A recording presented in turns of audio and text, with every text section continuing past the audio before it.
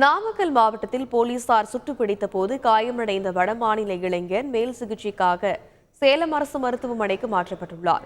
கேரளாவில் ஏடிஎம் மையங்களில் கொள்ளையடித்து விட்டு வந்த மேவாட் கொள்ளை கும்பலை கடந்த 27ஆம் தேதி நாமக்கல் மாவட்டம் வெப்படை பகுதியில் போலீசார் துப்பாக்கிச்சூடு நடத்தி பிடித்தனர். போலீசாரின் என்கவுண்டரில் ஜமாதீன் என்பவர் உயிரிழந்தார். காயமடைந்த ஆசர் அலி என்பவர் கோவை அரசு மருத்துவமனையில் சிகிச்சை பெற்று வந்தார். துப்பாக்கி முனையில் கைது செய்யப்பட்ட 5 பேர் மீது 6 பிரிவுகளின் கீழ் வழக்கு பதிவு செய்த போலீசார் அவர்களை சேலம் மத்திய சிறையில் அடைத்தனர். இதனிடையே கோவை அரசு மருத்துவமனையில் சிகிச்சை பெற்று வந்த ஆசர் அலியின் வலது காலில் நரம்பு பாதிப்பு ஏற்பட்டதால் அறுவை சிகிச்சை மூலம் கால் எடுக்கப்பட்டது. அவர் மேல் சிகிச்சைக்காக கோவையில் இருந்து சேலம் அரசு மருத்துவமனைக்கு மாற்றப்பட்டுள்ளார்.